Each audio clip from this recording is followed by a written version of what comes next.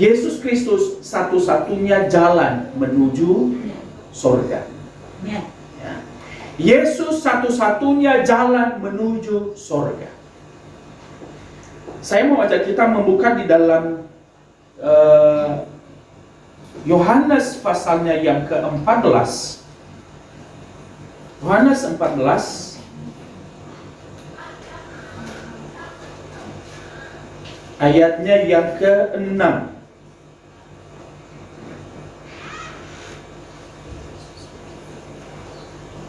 Kita baca sama-sama ya. Yohanes 14 ayatnya yang ke-6. Sudah ketemu? Ya. Kita baca sama-sama 3 ya. Kata Yesus kepadanya, "Akulah jalan dan kebenaran dan hidup. Tidak ada seorang pun yang datang kepada Bapa kalau tidak melalui aku." Amin.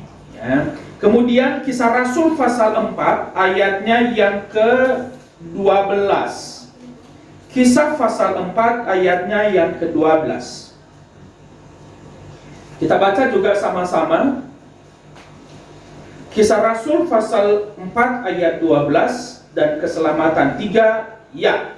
Dan keselamatan tidak ada di dalam siapapun juga selain di dalam Dia, sebab di bawah kolong langit ini tidak ada nama lain yang diberikan kepada manusia yang olehnya kita dapat diselamatkan.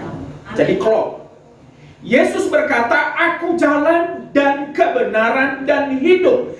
Tidak ada yang sampai ke rumah Bapa, tidak ada yang sampai ke sorga kalau tidak melalui aku, kata Yesus. Jadi Yesus memberikan jaminan, Yesus menegaskan, "Aku jalan, aku kebenaran, aku adalah hidup." Itu sebabnya nanti di ayat lain Yesus berkata, "Aku adalah kebangkitan dan hidup." Itu Yesus yang berkata, "Aku jalan dan kebenaran dan hidup." Kemudian murid Yesus di dalam Kisah Rasul pasal 4 ayat 12 ya. Kisah Rasul pasal 4 ayat 12 dia berkata, "Di bawah kolong langit ini tidak ada nama lain yang diberikan kepada manusia yang olehnya kita diselamatkan selain daripada nama Yesus." Dan Yesus yang mana Bapak Ibu yang dikasih oleh Tuhan? Tentu Yesus yang dimaksud adalah Yesus Kristus. Jadi ini yang harus kita ketahui. Ada beberapa julukan, ada beberapa sebutan-sebutan yang disampaikan kepada Yesus. Ya. Yesus ini sering juga disebut sebagai firman yang menjadi manusia. Ini di dalam Yohanes pasal 1 ayatnya yang ke-14. Ini sebutan-sebutan kepada Yesus. Tentu masih banyak lagi sebutan-sebutannya, tetapi saya hanya menyebutkan beberapa saja. Yang pertama itu, Yesus disebut sebagai firman yang menjadi manusia. Firman yang telah menjadi manusia. Dan siapa firman itu? Firman itu adalah Allah sendiri. Kemudian dia juga disebut sebagai anak tunggal Allah. Ingat, kalau dikatakan Yesus adalah anak tunggal, jangan memahaminya secara biologis. Jadi kalau ada orang-orang yang memahami, yang bertanya, kalau Yesus adalah anak Allah, Yesus adalah ada Bapa, ada Yesus, lalu mana Allah Ibu? Atau memahami bahwa Yesus, Maria itu adalah istri Allah. Itu adalah pemikiran duniawi, pikiran kedagingan. Ya. Kenapa? Karena mereka pikirkan semuanya adalah hal-hal yang di bawah. Nah, kita berkata hal-hal orang-orang yang dari Tuhan, mereka memikirkan hal-hal yang dari atas. Tetapi anak-anak dunia ini, mereka memikirkan hal-hal yang di dunia. Itu sebabnya segala sesuatunya dipahami secara duniawi. Ya. Anak tunggal Allah, kemudian ia juga disebut sebagai nabi yang akan datang. Ya. Itu sebabnya salah satu gelar Yesus atau jabatan Yesus itu adalah sebagai nabi. Ya, nabi yang akan datang. Sebab Musa berkata kepada orang Israel di dalam Ulangan, dia berkata, "Sesudah Allah akan membangkitkan seorang nabi yang sama seperti aku, yang akan membimbing kamu dalam kebenaran. Jadi Yesus juga disebut sebagai nabi yang akan datang. Dan Yesus, kalau dikatakan Yesus adalah nabi yang akan datang, Yesus adalah nabi terakhir. Ya. Jadi walaupun dikatakan nanti Yohanes adalah nabi terakhir, tapi karena Yesus, karena nubuatan Musa, maka Yesus ini, kalau Yesus disebut sebagai nabi, Yesus adalah nabi terakhir. Dan Yesus berkata, sesudah aku, yang muncul itu Mesias-Mesias palsu dan nabi-nabi palsu. Jadi bagi kita Bapak Ibu yang dikasihi oleh Tuhan, kalau dikatakan sebagai nabi, nabi terakhir itu siapa? Satu, Yohanes Pembaptis. Yang kedua, Yesus sebagai nabi. Dan Yesus adalah nabi terakhir. Sesudah itu Yesus berkata, sesudah aku akan muncul nabi-nabi palsu. Ini Bapak Ibu yang harus kita pahami, ya. Yesus, gelar Yesus selain nabi, dia juga sebagai raja. Sebagai raja, Yesus sebagai raja. Kemudian julukan lain, Yesus adalah Mesias. Mesias itu adalah Kristus yang diurapi. Yesus juga disebut sebagai anak manusia. Dan Yesus sering sekali memperkenalkan diri sebagai anak manusia. Jadi mungkin kita sering sekali mendengar, dan bahkan ada orang berkata, mana yang benar? Yesus itu anak Allah, anak manusia, atau Yesus itu sebagai Mesias, atau mana yang benar? Semuanya benar. Ya. Yesus sebagai anak manusia, Yesus juga sebagai orang Nazaret. Yesus juga disebut sebagai gembala yang baik. Yesus berkata, aku adalah gembala yang baik.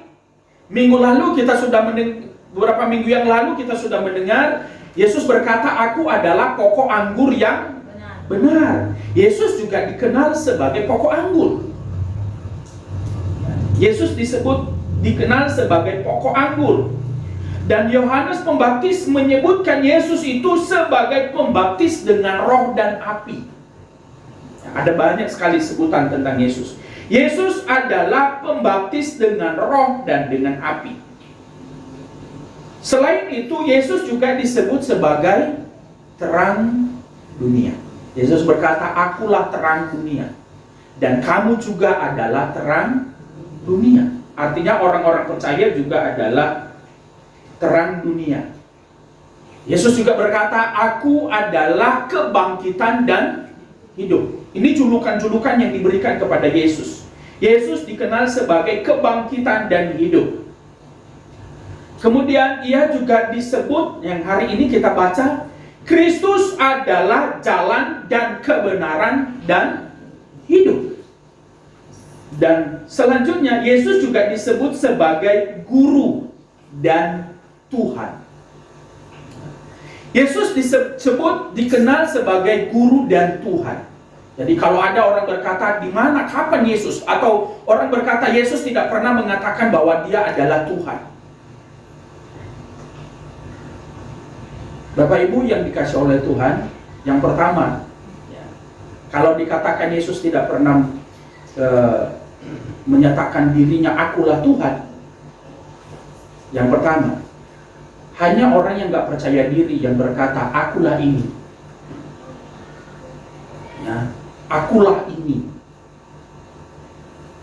Yesus, tanpa dia harus mengatakan akulah Tuhan, murid-muridnya mengenal dia sebagai Tuhan. Dari mana? Satu, dari peristiwa-peristiwa yang Yesus kerjakan. Dari perbuatan-perbuatan yang Tuhan lakukan.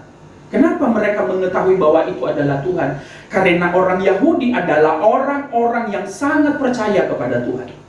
Dan itu sebabnya mereka tahu mana perbuatan-perbuatan ajaib yang hanya dapat dikerjakan oleh Tuhan dan tidak mungkin dikerjakan oleh manusia. Yesus dapat berjalan di atas air. Tidak ada manusia yang dapat berjalan di atas air.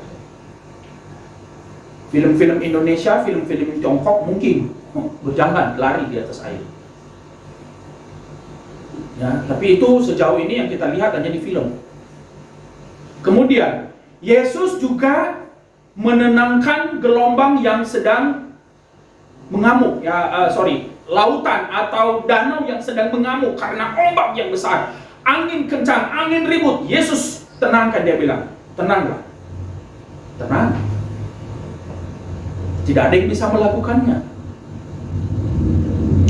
Kemudian Yesus juga membangkitkan orang mati. Ada beberapa orang ya yang dibangkitkan oleh Yesus.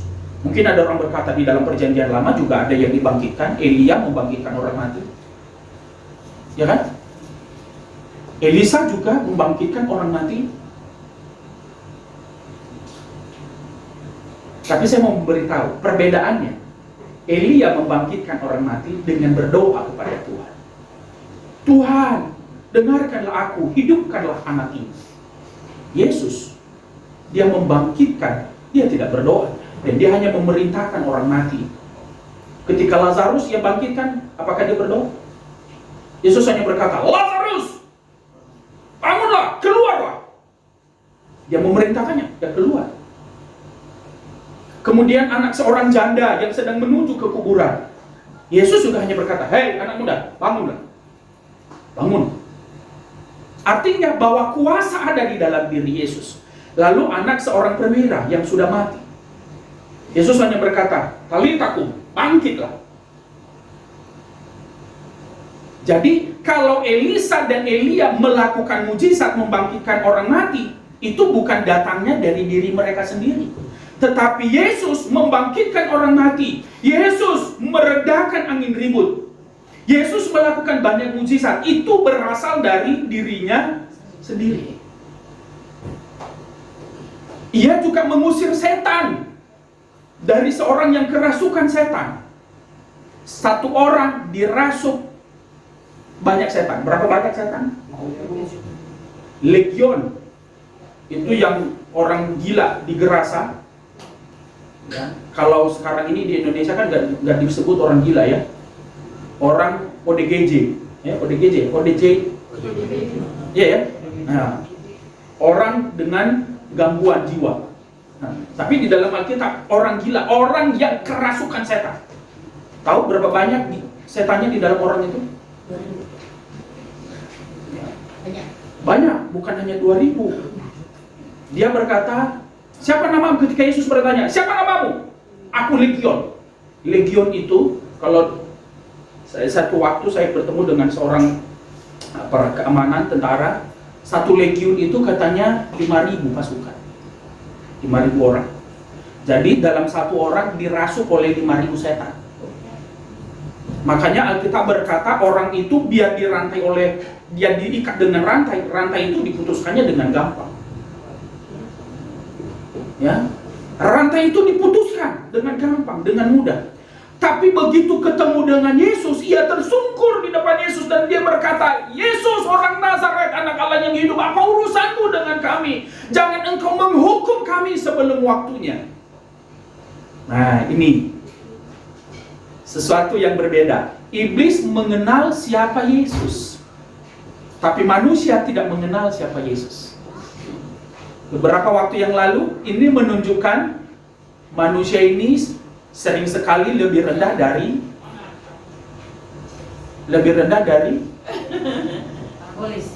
setan. Yakobus pasal 2 ayat 19 kan, orang hanya percaya, engkau percaya bahwa hanya ada satu Allah. Iblis pun percaya dan mereka gemetar. Jadi kadang-kadang orang berbangga, ada orang bangga mereka memiliki firman, mereka tahu firman, ada banyak orang bangga mereka beragama, tetapi mereka tidak melakukan firman Tuhan. Ada bahkan kadang-kadang kami adalah pengikut Yesus, tetapi mereka tidak melakukan firman Tuhan. Kalau hanya sekedar percaya, Yesus berkata iblis pun percaya dan mereka gemetar. Jadi orang-orang yang mengaku beragama, orang bertuhan, orang tahu firman, orang percaya Yesus, pengikut Yesus, tetapi tidak melakukan firman, ia lebih rendah dari setan.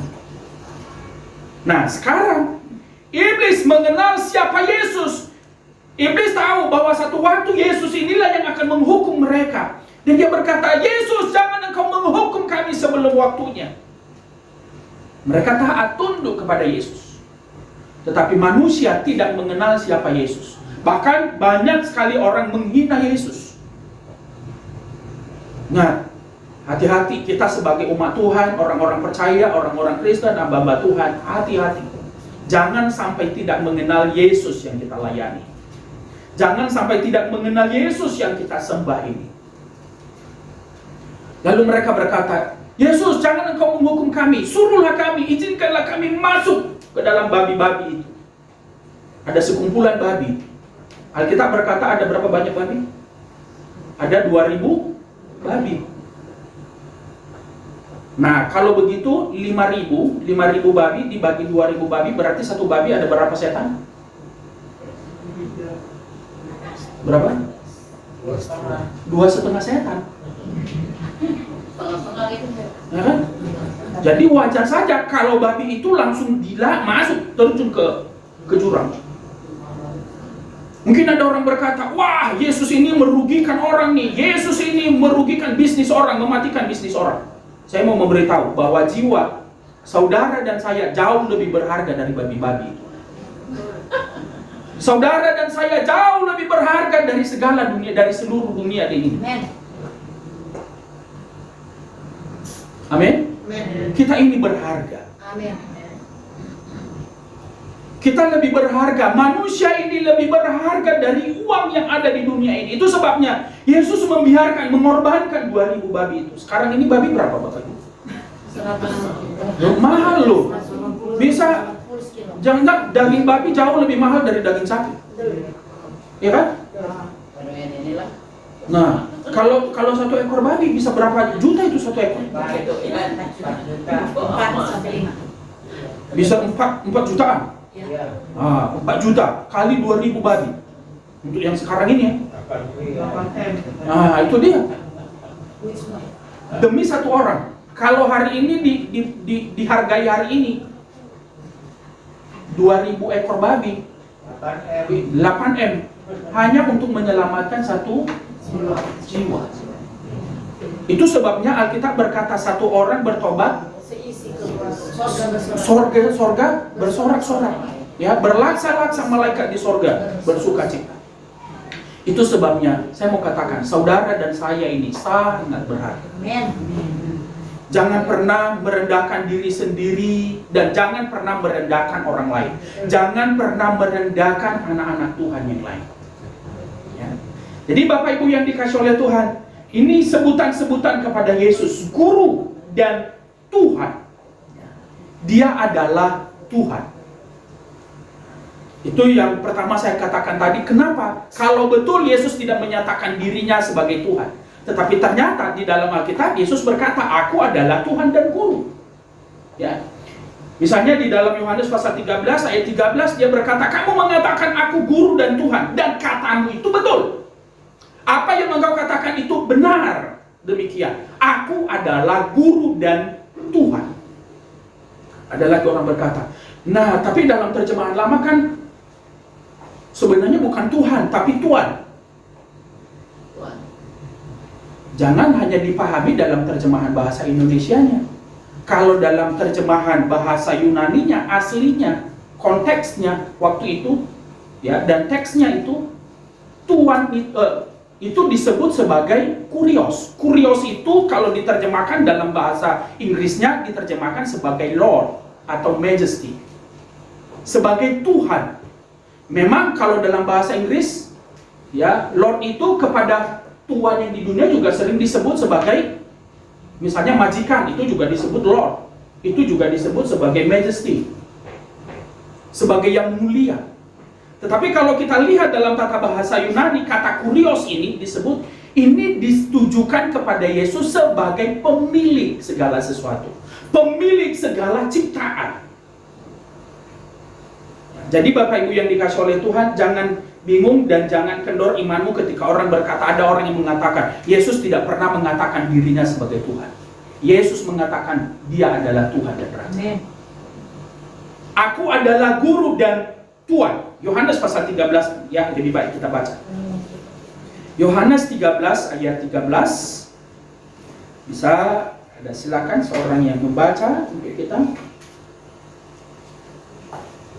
Yohanes 13 ayat 13, silakan. kamu menyebut aku guru dan Tuhan, dan katamu itu tepat. Dan katamu itu tepat sebab Memang akulah guru dan Tuhan.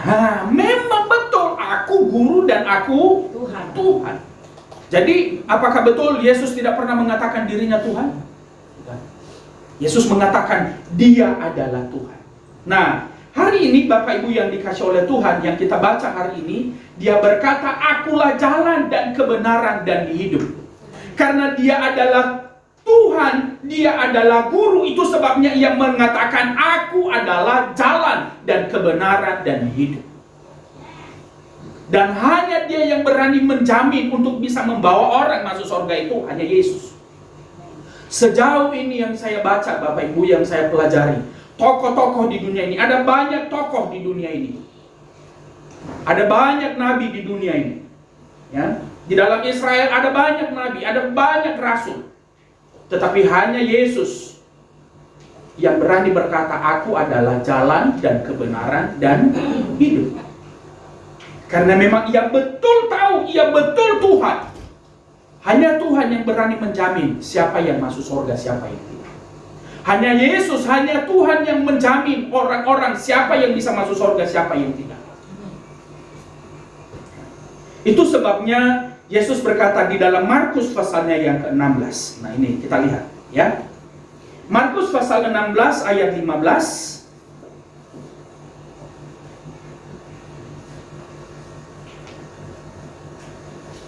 Markus 16 ayat 15, silakan seorang. Lalu ia berkata kepada mereka, Ya. pergilah ke seluruh dunia, beritakanlah Injil kepada segala makhluk. Beritakanlah Injil kepada segala makhluk. Injil itu apa? Injil itu, Bapak Ibu, kalau dalam bahasa asli Alkitab itu, Injil itu artinya kabar baik. Kabar baik. Kenapa disebut kabar baik? Ya, karena berita ini memberitakan tentang kelahiran juru selamat. Ya, ada kabar baik, yaitu kabar keselamatan, peluang keselamatan untuk ditolong, manusia diselamatkan. Ini adalah kabar baiknya. Dosa diampuni, manusia dilepaskan dari segala dosa. Ini adalah kabar baiknya. Ya. Jadi Injil ini harus diberitakan kepada segala makhluk. Di sini dikatakan kepada segala makhluk. Artinya dunia ini juga harus tahu, harus ingat, harus mengetahui bahwa semua orang harus tahu bahwa Yesus adalah Tuhan, bahwa Yesus adalah jalan, bahwa Yesus adalah kebenaran, bahwa Yesus adalah kehidupan. Ada kabar sukacita. Ya, kabar sukacita karena ia menjadi juru selamat. Bagaimana kita tahu ini adalah kabar sukacita? Lukas pasal 2 ayatnya yang ke 10. Lukas pasal 2 ayat 10.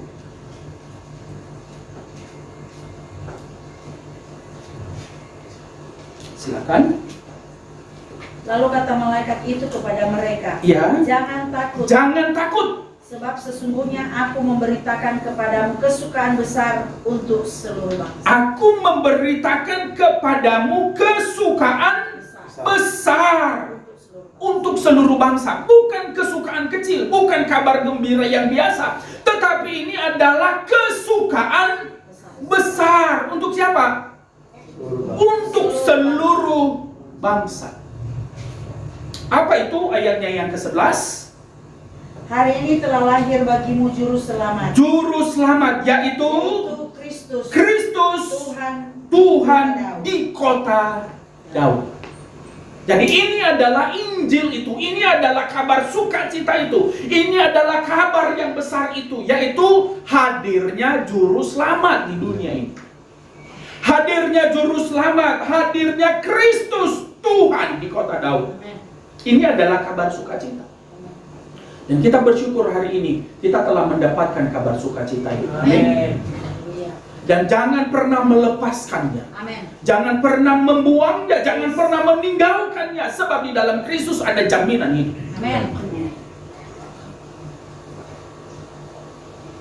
Kita sudah baca di dalam Yohanes pasal 15 Dia berkata, di luar aku kamu tidak dapat berbuat apa-apa. Salah satunya, di luar aku kamu tidak bisa masuk surga. Kita tidak bisa berbuat apa-apa dari dirinya sendiri. Di luar aku kamu tidak bisa berbuat apa-apa. Artinya Bapak Ibu, perbuatan kita tidak bisa menyelamatkan kita. Perbuatan baik kita tidak bisa menyelamatkan kita. Ya, sebaik apa kita? Sebaik apa? Sebaik apa kita sehingga kita dapat diselamatkan oleh Tuhan? Sementara di dalam Yesaya pasal 64 ayat 6, ya, Yesaya pasal 64 ayat 6, kebaikan, kebajikan, kesalehan manusia itu hanya seperti kain kotor saja. Yesaya pasal 64 ayatnya yang ke-6. Silakan. Demikianlah kami sekalian seperti seorang najis, dan segala kesalehan kami seperti kain kotor. Segala kesalehan kami seperti kain kotor. Segala perbuatan baik kita hanya seperti senilai kain kotor. Semahal-mahalnya kain lap, tempatnya ada di mana? Dapur. Seandainya ada kain lap kita nih di sini nih, kain lap kita atau kain pel lah ya. Kain pel harganya 250 juta. Kain pel ya. Kemudian kita lagi ibadah, ditaruh di situ atau ditaruh di sini. Bapak Ibu, apakah Bapak Ibu tenang untuk beribadah? Iya. Bilang gini, ini gimana sih? Masa kain lap di situ? Masa kain pel di situ? Kita bilang, jangan salah, ini kain pel mahal loh. Harganya 250 juta. Jangan main-main. Mungkin kita berkata 250 juta sih 250 juta, tapi itu tetap kain pel. Artinya Bapak Ibu, kesalehan kita, kesalehan manusia, sesaleh-salehnya manusia yang berasal dari dirinya sendiri, itu hanya seharga kain kotor. Jadi apa yang kita mau banggakan kepada Tuhan? Itu sebabnya kita mutlak membutuhkan Kristus. Katakan mutlak butuh Yesus. Mutlak butuh Yesus. Mutlak itu artinya tidak boleh tidak bisa tidak. Wajib hukumnya. Wajib hukumnya kita membutuhkan Kristus. Dialah yang menjamin kita untuk masuk surga. Dan dia berkata sekarang, ayo beritakan ini kepada saudara-saudaramu. Beritakan kepada yang lain. Ada Injil ini, kabar sukacita ini. Ada kabar sukacita, yaitu kabar keselamatan. Ya, ini yang harus diberitakan. Kristus ya adalah Allah yang telah menjadi manusia. Tadi saya katakan, kenapa dikatakan Yesus menjamin bahwa dia adalah jalan dan kebenaran. Dia menjamin orang yang percaya kepadanya masuk surga karena dia adalah Allah. Saya sudah katakan tadi, Yohanes pasal 1 ayat 1. Kita baca. Yohanes pasal 1 ayat 1 dan 2, bahkan 3. Kita baca sama-sama. Yohanes 1 ayat 1 sampai 3. 3 ya. Pada mulanya adalah firman, firman itu bersama-sama dengan Allah, dan firman itu adalah Allah. Ia pada mulanya bersama-sama dengan Allah, segala sesuatu dijadikan oleh Dia, dan tanpa Dia tidak ada sesuatu pun yang telah jadi dari segala yang telah dijadikan. Pada mulanya adalah firman, firman itu bersama-sama dengan Allah, dan firman itu adalah Allah. Sekarang ayat 14 kita lihat, kita baca sama-sama ayat 14. 3, ya. Firman itu telah menjadi manusia dan diam di antara kita, dan kita telah melihat kemuliaannya, yaitu kemuliaan yang diberikan kepadanya sebagai anak tunggal Bapa, penuh kasih karunia dan kebenaran. Firman adalah Allah, ayatnya yang pertama. Amin. Firman adalah Allah. Sekarang firman itu telah menjadi manusia. Mungkin orang berkata, masa Tuhan menjadi manusia? Kenapa tidak bisa? Namanya Tuhan, dia bisa jadi apa saja. Dan saya mau memberitahu, hanya Tuhan yang bisa jadi manusia dan tidak bisa sebaliknya. Tuhan yang bisa menjadi manusia, tapi manusia tidak bisa menjadi Tuhan. Ketika manusia berusaha menjadi Tuhan, ia akan bersemena-mena, ia akan menjadi manusia yang paling kejam. Dia akan menjadi manusia yang paling jahat. Coba, jangankan menjadi Tuhan ya.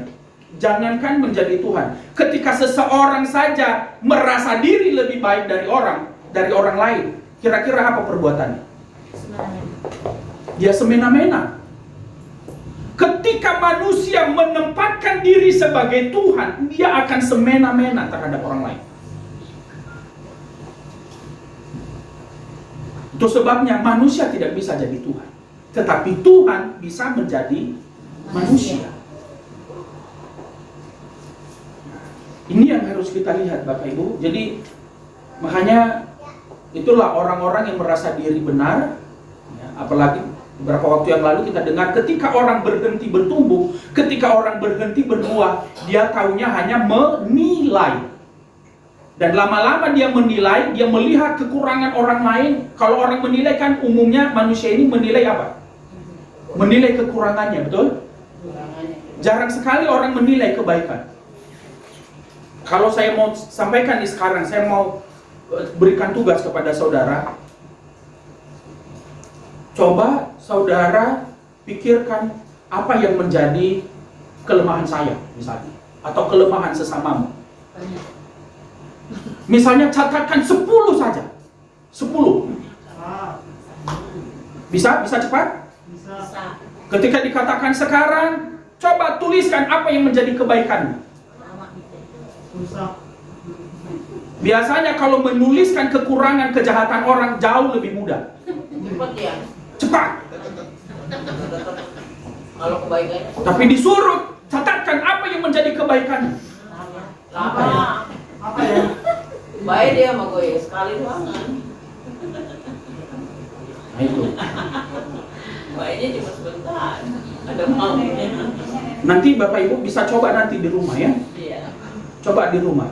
Coba tuliskan apa yang menjadi kekurangan, kelemahan, kejelekan dari pasanganmu atau dari orang tuamu, dari saudaramu. Coba tuliskan. Banyak. Bingung itu sepanjang.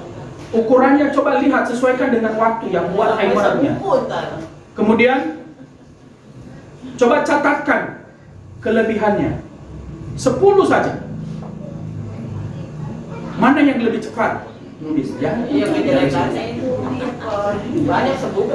Nah itu Bapak Ibu yang dikasih oleh Tuhan ya. Jadi itu sebabnya hanya Tuhan yang menjadi manusia, hanya Tuhan yang dapat menjadi manusia. Tetapi manusia tidak bisa menjadi Tuhan. Itu sebabnya jangan pernah berhenti untuk bertumbuh, jangan berhenti berbuah.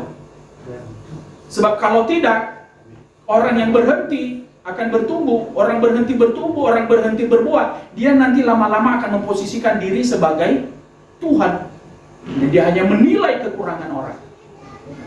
Jadi Bapak Ibu yang dikasih oleh Tuhan, Tuhan ini yang menjadi manusia. Nah, menjadi pertanyaannya, kenapa ia menjadi manusia? Tuhan yang memilih dia menjadi manusia. Ya. Dia sendiri yang menjadi manusia, dia sendiri yang memilih. Itu Bapak Ibu nanti bisa baca di dalam Filipi pasal 2. Ya, dengan cepat kita baca. Filipi pasal 2. Waktu cepat sekali ya. Filipi pasal 2 dengan cepat kita baca ayat 5 sampai ayat 8.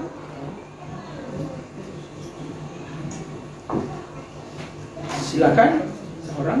Hendaklah kamu dalam hidupmu bersama menaruh pikiran dan perasaan yang terdapat juga di dalam Kristus. Nah, ini pikiran dan perasaan yang ada di dalam Kristus yang juga harus kita miliki. Ini pikiran dan perasaan yang ada dalam Kristus. Ayatnya yang ke-6. Yang walaupun dalam rupa Allah, tidak menganggap kesetaraan dengan Allah itu sebagai milik yang harus dipertahankan. Iya. Melainkan telah mengosongkan dirinya sendiri dan mengambil rupa seorang hamba dan menjadi sama dengan manusia. Ayat 8. Dan dalam keadaan sebagai manusia, ia telah merendahkan dirinya dan taat sampai mati, bahkan sampai mati di kayu salib. Iya, ya ini pikiran Kristus, perasaan Kristus. Ia mengosongkan dirinya. Jadi dia dengan sengaja, Allah itu mengambil sikap. Allah itu dengan sengaja mengosongkan dirinya, tidak mempertahankan kealahannya, dan dia mau menjadi seperti manusia. Tetapi di saat-saat tertentu ketika ia mau, ia bisa menggunakan kuasa kealahannya itu. Dalam waktu yang sama, ia bisa menggunakan kealahannya, tetapi ia juga bisa memilih dia menjadi seperti manusia. Ia memilih, ia dapat memilih pada waktu yang bersamaan menjadi manusia sekaligus menjadi Tuhan. Buktinya apa? Ketika Yesus mau ditangkap, ya, lalu Petrus menghunus pedangnya, dia ambil lalu dia potong telinga Malchus, anak seorang hamba seorang imam. Ya, dia potong telinganya, putus. Yesus berkata, "Salurkan pedangmu. Apa kau pikir aku tidak bisa meminta malaikat dari sorga untuk membela aku?" Artinya, sebenarnya ketika Yesus menjadi manusia pun, Tuhan bisa melakukan hal-hal yang besar. Betul? Itu sebabnya dalam pandangan Kristen Bapak Ibu, Yesus itu disebut Tuhan 100% dan Yesus juga disebut sebagai manusia 100% pada waktu yang sama. Nah, mungkin ada orang berkata, kalau begitu kenapa Yesus mati? Kalau Yesus itu Tuhan, kenapa ia mati? Yesus juga yang memilih untuk dia mati. Yesus yang membiarkan dirinya untuk mati. Bukan dia tidak berdaya. Dia bisa saja, misalnya udah di atas salib nih, dia bisa turun nggak tiba-tiba? Bisa saja, gampang sekali sama dia. Dia turun, kemudian dia naik lagi, bisa nggak? Orang-orang yang menghujat dia, orang-orang yang mencambuk dia, dia pilih bunyi. Kau mencambuk aku, begituinnya, bisa nggak? Bisa. Ya. Jadi Yesus, dia memilih, Allah itu dia sendiri yang memilih menjadi manusia. Kenapa? Ya, ini yang menjadi pertanyaan. Mengapa Allah harus menjadi manusia untuk menebus manusia dari dosa? Satu, karena harus ada manusia suci yang menggantikan manusia. Untuk menyelamatkan manusia ini, Bapak Ibu yang dikasih oleh Tuhan, harus manusia yang bisa menggantikan manusia. Jadi istilahnya harus ada tumbal. Dan tumbalnya ini bukan tumbal sembarangan, harus yang menggantikan itu, yang mewakili itu haruslah manusia juga. Dan manusia yang bagaimana? Bukan manusia sembarangan, harus manusia suci. Tidak bisa sembarang manusia, harus manusia yang suci. Dan di dalam Roma pasal 3 ayat 23, semua manusia telah berdosa. Tidak ada yang berakal budi, semuanya telah berdosa dan kehilangan kemuliaan Allah. Itu sebabnya tidak ada orang yang bisa menggantikan manusia dari dosa. Itu sebabnya Allah sendiri yang memilih menjadi manusia. Kalau begitu, ya, di dalam Filipi tadi, Yesus mati bukan dalam posisinya sebagai Allah. Yesus mengosongkan dirinya di dalam wujudnya sebagai manusia. Dan Yesus Allah menjadi manusia karena Tuhan tahu, ia tahu bahwa yang bisa menggantikan manusia itu tidak bisa binatang. Memang dalam perjanjian lama orang-orang Israel itu menggantikan manusia itu, binatang itu nggak bisa. Ya, dipersembahkan binatang, ada lembu, ada domba, ada burung, harus dipersembahkan. Setiap kali berdosa harus dikorbankan lembu. Orang kaya lama-lama juga bangkrut juga. Apalagi bagi kita yang keuangannya pas-pasan. Satu, korban penghapus dosa, satu. Dosanya diampuni nih. Ya, kita berdamai, ya, kita damai. Oke. Ya, dosanya diampuni. Yang kedua, harus ada perdamaian. Ya, ini sebagai pernyataan minta maafku, Pak. Oke. Sekarang aku sudah maafkan. Sekarang bagaimana supaya kita berdamai? Harus ada korban lagi. Itu peraturannya kalau di dalam perjanjian lama. Dan ternyata domba ini, binatang ini tidak bisa menghapus dosa. Tetapi hanya manusia yang bisa menggantikan manusia. Itu sebabnya Allah yang memilih menjadi manusia untuk menggantikan kita dari hukuman dosa ini. Ya, jadi Yesus itu 100% sebagai manusia suci. Makanya Yesus itu disebut sebagai Adam yang terakhir. Adam. Kenapa dibandingkan Adam yang pertama dengan Adam yang terakhir? Adam yang pertama itu yang sebelum berdosa, yaitu suci. Jadi kalau ada manusia suci tidak berdosa dalam apapun, betul-betul suci, mungkin dia bisa menggantikan manusia dari hukuman. Tetapi ternyata nggak ada. Itu sebabnya Tuhan tahu bahwa manusia ini tidak bisa. Itu sebabnya Ia memilih menjadi manusia untuk menggantikan manusia dari hukuman. Yang kedua, mengapa Tuhan harus menjadi manusia? Sebab di dalam Ibrani pasal 9 ayat 22 dikatakan bahwa hampir segala sesuatu disucikan dengan darah. Jadi harus dengan darah. Ada penumpahan darah. Itu sebabnya ketika Adam dan Hawa jatuh dalam dosa, langsung ada penumpahan darah. Apa itu? Binatang dikorbankan. Dan darah inilah yang digunakan oleh Tuhan untuk menebus manusia dari dosa. Dan ini tidak semua darah. Hanya darah yang betul-betul suci. Dan darah Kristus itulah yang bisa menyelamatkan. Darah Kristus, darah dari manusia suci, darah dari manusia yang benar, yang tidak berdosa, tidak bersalah. Padahal kita dengar Maria itu disebut sebagai wanita suci. Kenapa bukan dia saja yang dimatikan? Kenapa bukan dia saja yang dihukum menggantikan manusia? Karena dia adalah manusia. Ada dosa warisan, dosa keturunan di dalam dirinya. Jadi setiap orang yang dilahirkan, ya, itu mewarisi dosa. Kalau begitu mungkin ada yang berkata, kalau begitu Yesus kan dilahirkan manusia berdosa. Kalau begitu apakah dia berdosa? Yesus itu, ya, di dalam dikatakan bahwa Yesus itu dikandung, bahannya itu bukan bahan dari manusia yang berdosa. Yesus itu dikandung dari Roh Kudus. Itu sebabnya Yesus itu kudus. Meskipun dia tinggal di dalam dunia yang berdosa, di tengah-tengah manusia yang berdosa, tetapi ia tidak berdosa. Ibrani berkata, ia adalah imam besar agung. Ia dicobai, tetapi ia tidak berdosa. Itulah yang disebut, yang sering sekali digambarkan bagaikan ikan, meskipun tinggal di laut, di air garam, tetapi ia tidak asin. Saya mau tanya, di laut ada nggak ikan asin? Kita kan sering makan ikan asin, ya. Ikan asin itu ada nggak? Nggak ada. Ikan asin itu ada karena diasinkan. Bukan karena memang dari sananya dia asin. Jadi itu Bapak Ibu yang dikasih oleh Tuhan. Oleh sebab itu apa yang harus kita lakukan? Mari kita tetap percaya kepada Kristus. Jangan pernah melepaskan imanmu kepada Kristus. Amin. Jangan pernah lepaskan imanmu kepada Yesus. Yang kedua, lakukan perintahnya. Ya, mari kita melakukan perintahnya. Jangan berhenti berbuah, jangan berhenti bertumbuh. Yang ketiga, mari kita memberitakan bahwa Yesus satu-satunya penyelamat. Yesus adalah satu-satunya jalan.